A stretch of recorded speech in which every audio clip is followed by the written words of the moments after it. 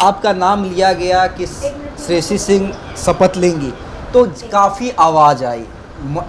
मंच के सामने से सबसे ज़्यादा अगर किसी के लिए तालियां बजी तो श्रेयसी सिंह के नाम पे बजी, और आप इशारा भी कर रही थी। मैं चौथी या पांचवी पंक्ति में बैठी हुई थी तो लोग मुझे देख नहीं पा रहे, तो इसलिए मैंने हाथ उठा के इशारा किया नहीं यही कि आप लोग शांत हो जाएंगे। तो महिलाओं के लिए श्रेयसी सिंह का टारगेट क्या हुआ? पवन सिंह ने एक गाना गाया था, मोदी और नीतीश जी की जोड़ी हिट हुई, आज उन्होंने गाना हिट हो गई। तेजस्वी यादव बतौर नेता प्रतिपक्ष सवाल पूछते नजर आएंगे, उसके लिए तैयार हैं? देखिए, हम जब चुनाव में थे और जमुई गए थे तो श्रेयसी सिंह से ज़्यादा वहाँ की जनता को इस बात की उम्मीद थी कि श्रेयसी बिटिया जब जीतेगी तो इस बार मंत्री के रूप में उसे इनाम मिलेगा, और अब ये सच साबित हुआ है। लेकिन इसके साथ श्रेयसी की कहीं ना आप कहें कि जिम्मेदारी भी बड़ी है। कैसे इसे पूरा करेंगी श्रेयसी? सबसे पहले तो आपको भी याद होगा, हम जब लोगों से बात करते थे आपके सामने ही लोग नारा लगाते थे, जीतेंगी नहीं मंत्री ही बनेगी।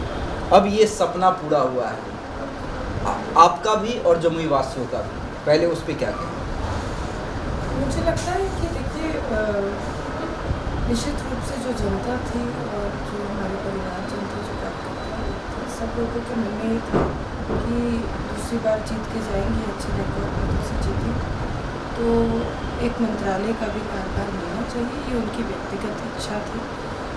हमने कभी किसी पद के लिए राजनीति नहीं की, आने वाले समय में भी नहीं करेंगे। आज हमारे शीर्ष नेतृत्व ने हमारे ऊपर भरोसा जताया है, इसके लिए हम तहे दिल से आभार प्रकट करते हैं, और आज के दिन में यही वादा करते हैं कि आने वाले समय में जो भी रिस्पॉन्सिबिलिटी मिलेगी उसका 100% अपनी कैपेसिटी पर काम करके दिखाएंगे। अच्छा, एक्सपेक्टेड था क्योंकि देखिए जीतने के बाद ही कई लोग कॉल का इंतज़ार करने लगते हैं कि कब कॉल आएगा कि नहीं आएगा। लोग समीकरण पता करते हैं, कोई पार्टी अध्यक्ष से मिलता है, तमाम बड़े नेताओं की लॉबी होती है।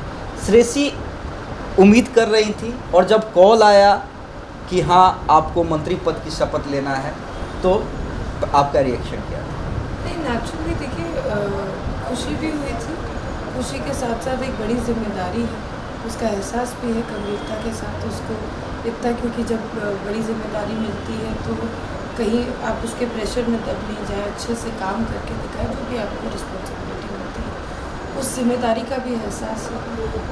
कहीं ना कहीं इतना बड़ा मंच सजा जिसमें इतने बड़े बड़े नेतागण आए, तो जो हमारे लिए कभी एक प्रेरणा स्रोत थे, आज वो हमारे सामने तो उनके सामने शपथ लेने थे तो थोड़ी सी एक नर्वसनेस भी थी, पर बहुत अच्छा समारोह। मोदी जी ने क्या कहा? मैं देखिए आपके मंच पे जब आप मंत्री पद की शपथ ले रही थी और जब आपका नाम अनाउंस किया गया, उस पर मैं 2 सवाल करूंगा। पहले तो जब आपका नाम लिया गया कि श्रेयसी सिंह शपथ लेंगी तो काफ़ी आवाज़ आई। मंच के सामने से सबसे ज़्यादा अगर किसी के लिए तालियां बजी तो श्रेयसी सिंह के नाम पे बजी, और आप इशारा भी कर रही थी, तो वो क्या मतलब फीलिंग थी कि नरेंद्र मोदी जहाँ पे बैठे हुए हों, जहाँ पे अमित शाह, नीतीश कुमार जैसे धुरंधर बैठे हुए हों, जैसे ही श्रेयसी सिंह का नाम आता है लोग तालियां बजा रहे हैं? नहीं, आई थिंक देखिए, ये तो एक बेटी का के लिए जो प्यार सम्मान है उसको लोग प्रकट कर रहे थे, उनके उत्साह से ये दिख रहा था। बीच में मुझे लगा कि शायद क्योंकि मैं चौथी या पांचवी पंक्ति में बैठी हुई थी तो लोग मुझे देख नहीं पा रहे, तो इसलिए मैंने हाथ उठा के इशारा किया नहीं यही कि आप लोग शांत हो जाएंगे। कार्यकर्ता के मन में उत्साह रहता है, और उनकी कोई बेटी है, बहन है, तो निश्चित रूप से एक वो अटैचमेंट है उसी का, वो थोड़ा सा लोग एक्साइटेड होकर करते हैं, ऐसी कोई बात नहीं थी। मोदी जी ने क्या कहा जब आपने? हाँ, प्रधानमंत्री जी, माननीय मुख्यमंत्री जी, माननीय गृह मंत्री जी, सभी ने ढेर सारी शुभकामनाएं दी, बधाई दी, और मुझे लगता है कि कहीं ना कहीं उन सबका आशीर्वाद तो रहा है, और उनकी भी ये उम्मीद है कि मैं अच्छा काम करके दिखाऊं। श्रेयसी देखिए, आप महिला हैं, आप युवा हैं, आप महिला हैं, आप युवा हैं, MY दोनों आप में हैं, महिला भी हैं, युवा भी हैं। महिलाओं को लेकर, क्योंकि देखिए ये बार बार नेशनल चैनल्स में, रीजनल चैनल्स में इस बात को लेकर आकलन किया जा रहा है कि ये जो मेजर विक्ट्री मिली है उसमें महिलाओं का सबसे बड़ा योगदान रहा है। तो महिलाओं के लिए श्रेयसी सिंह का टारगेट क्या होगा? डेफिनेटली देखिए, महिलाओं को की भी भागीदारी रही है, युवाओं की भी रही, किसानों की भी रही, और जो एनडीए की सरकार है, जो महिला सशक्तिकरण की जो सामाजिक लड़ाई लड़ रही है, वो कहीं ना कहीं सरकार उनकी मदद कर रही है और सरकार महिलाओं को आगे बढ़ा रही है। ये नरेंद्र मोदी और नीतीश कुमार की जोड़ी है, जिसने आधी आबादी जो एक नारा था उसको वास्तविकता में धरातल पर उतारा है। आज महिलाएं घर से बाहर भी निकल रही हैं, सुरक्षित भी महसूस कर रही हैं और प्रोफेशनल फील्ड्स में, अलग अलग फील्ड में काम कर भी रही हैं और करना चाहती भी हैं। महिला एजुकेशन और महिला अवेयरनेस दोनों ही आगे बढ़ रहे हैं। तो निश्चित रूप से जिस तरफ हमारा नेतृत्व आगे बढ़ रहा है, दूसरी तरफ जहाँ खुद एक महिला है और दोनों ऐसे फील्ड से आते हैं जो दोनों ही मेल डोमिनेटेड फील्ड माना जाता है, वहाँ पर हमारी प्राथमिकता रहेगी कि महिलाओं का एक सहारा तो नहीं बोलेंगे, लेकिन एक साथ बन के उनके साथ चल सके।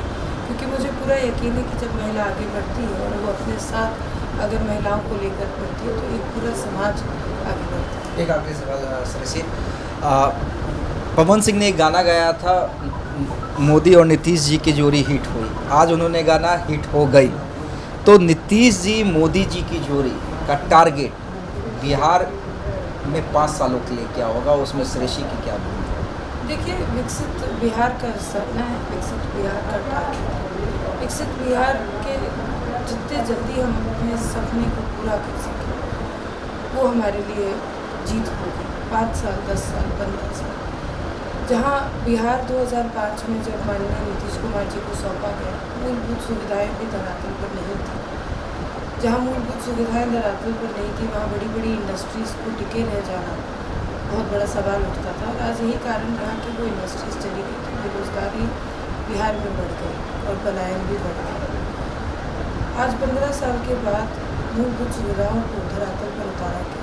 आज घर बने हुए हैं, घर में पानी आ रहा है, राशन आ रहा है, और दवाइयों की बात करें या शिक्षा की बात करें, तमाम नीतियाँ बनी हुई हैं जिससे कि एक स्टेबल सिविलाइज्ड सोसाइटी बिहार में दिखती है आज की डेट में। और ये चुनाव से पहले हो गया था। एनडीए की गवर्नमेंट ने जो बड़े उद्योगपति हैं उनको इनवाइट करके वापस बिहार आने के लिए आमंत्रित किया है, बड़े उद्योग भी लगाने के लिए बुलाया गया है ताकि बिहारियों को रोज़गार मिल सके।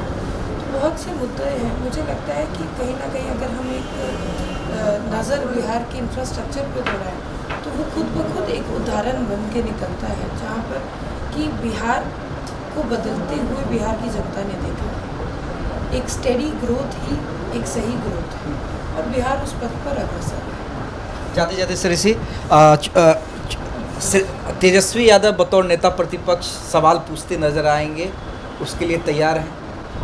एक्चुअली नेता प्रतिपक्ष का अधिकार भी है, हक भी है सवाल उठाने का। सवाल जायज़ है तो जायज़ उनको जवाब भी मिलेगा। चलिए, श्रेयसी सिंह हमारे साथ ही। देखिए, युवा हैं, महिला हैं, नई जिम्मेदारी और बड़ी जिम्मेदारी, कहा है कि पूरी ईमानदारी से हमारी कोशिश यही रहेगी कि हम 100% नरेंद्र मोदी, नीतीश कुमार और बिहार के भरोसे पर खड़े हों। धन्यवाद।